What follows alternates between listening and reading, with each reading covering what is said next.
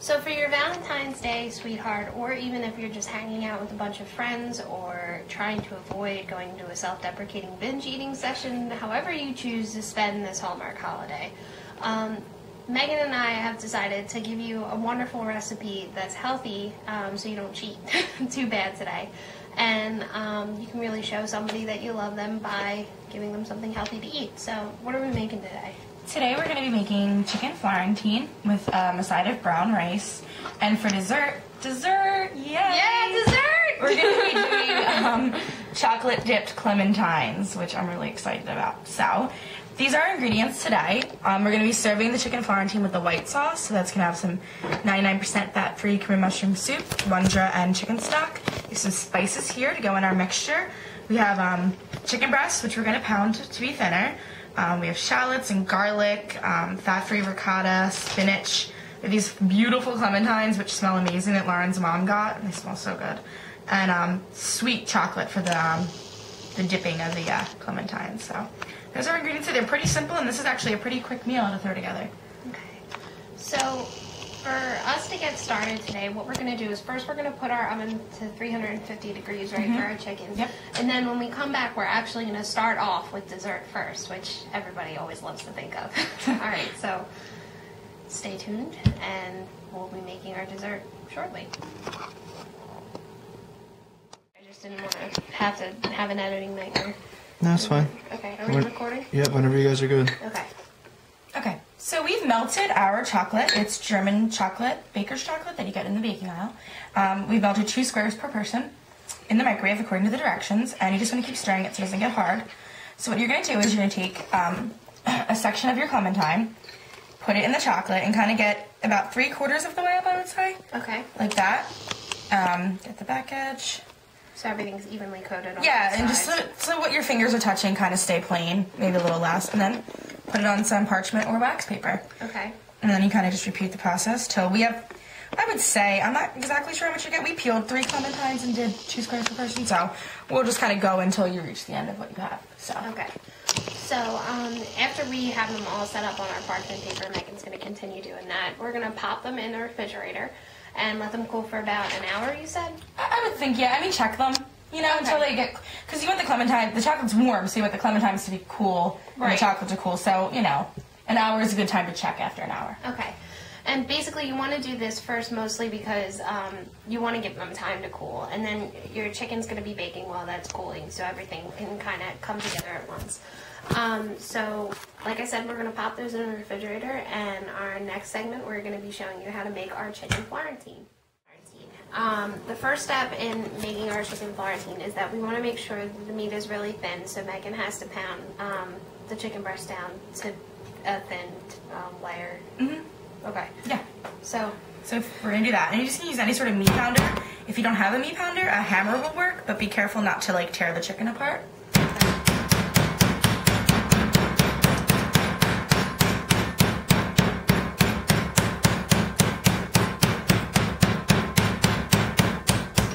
Pretty good. So not only is this going to make it thin, it's also going to make it really tender. So it'll be like super yummy. That's good. So you're going to do that for all the chicken breasts you're making. Okay. And then we're going to do our mixture. Okay. So what we have here is we're making 4 portions of this today. So we have a cup of ricotta cheese, fat-free. And to that we're going to add an egg. Put that in the sink, please. Mm-hmm. Just kind of stir that in there, nice and good. Gonna incorporate it. Looks pretty gross, but it's gonna taste pretty awesome. So, stir that up. You want to combine it because the egg's gonna make it all kind of hold together, and the cheese won't be as runny, and it'll make it taste better. You can also use egg beaters if you want. Okay. Would work, but eggs are good for you. You don't have to not eat yolk. And then you're gonna put about half a tablespoon or so of minced garlic, or whatever to your liking. I'll put a little extra in for our lovely cameraman. Stir that in. Everything with garlic. I know. Joe, garlic. We're going to put about a half of a minced shallot or so, just to give it a little extra flavor. Shallots we've used them before, so you're probably getting used to them. They give a nice flavor and they're not as potent as an onion. But you could use chopped onion if you have that on hand. Now, is chicken Florentine typically made this way? Do you usually add like shallots and all that stuff? Probably not. I mean, there's definitely different ways to make it. Some people might put different spices in it. I know some people might put mozzarella cheese in it or different things. I just like to add a little something extra just to give it a little bit of a different texture, different flavor. Then we're just going to sprinkle a little oregano. Not a lot because that's oregano strong. Some parsley. Parsley's mild, so you can go a little heavier on that. And a little bit of basil. And of course, you're gonna crack some fresh ground black pepper. Just give that a nice stir. So this will be really flavorful because this is where all your flavor is coming from. The chicken itself isn't gonna have, I mean, it's gonna have chicken and the spinach is, but this is gonna be all your flavorfulness. So we have that. Now what we wanna do is, what I did was just kind of wilt the spinach. Like you can tell it's not, you know, some of it's cooked more than others, you know, but some of it's still kind of leafy. So. And how did you boil it? I just did it in the microwave, but you could do it in a pan, you could steam it. Some of the bag spinach, kind of, I wanted to buy it, I didn't get it. You can poke a hole in the bag and just cook it right in the microwave. That's a great kind to do. If you do that, just use it like a minute less maybe than what the time says. Okay. Because you don't want it to be totally smushed. So, what you're going to do is you're going to take your ricotta mixture, pour it over the spinach.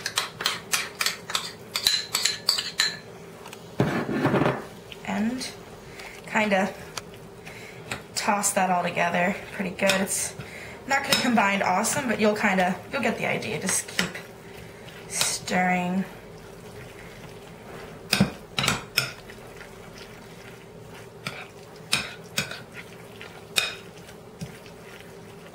See? Just like that.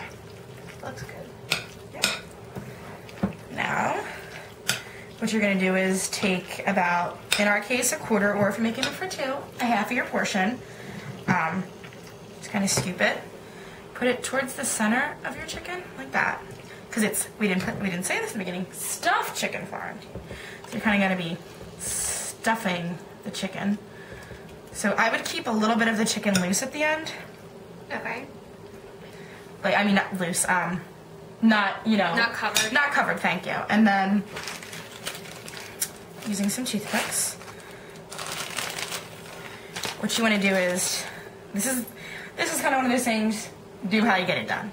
You know, you can kind of, you can try to kind of roll it. It's hard. It depends how thin your chicken is. Like, if you bought chicken, what are they called?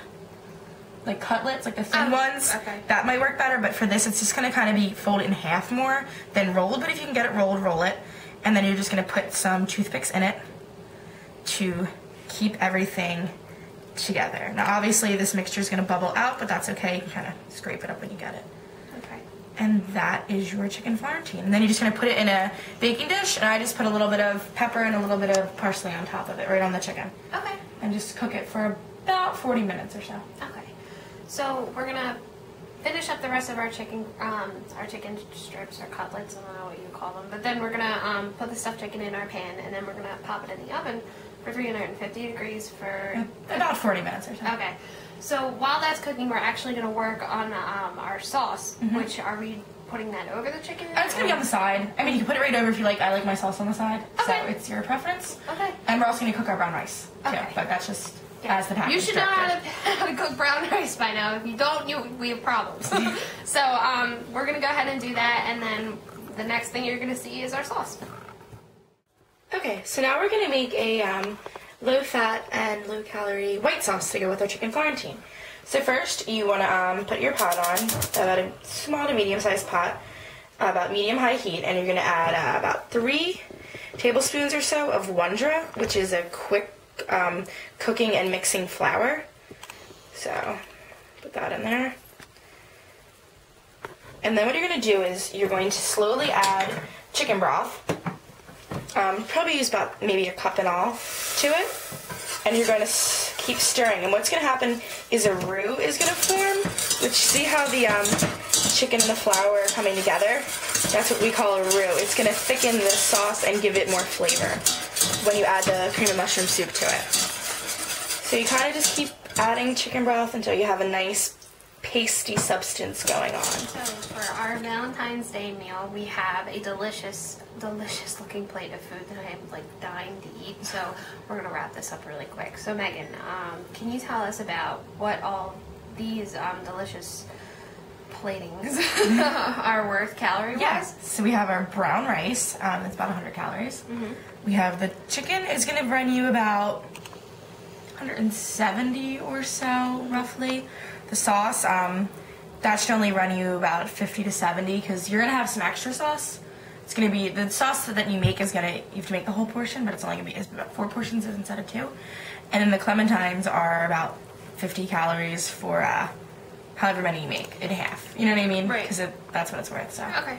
So yeah, so you're looking under 400 calories for all of this Valentine's-y feast. So make this meal for your loved one or for your group of friends or whoever you're cooking your Valentine's Day meal for, and we will see you next week. Thanks for watching.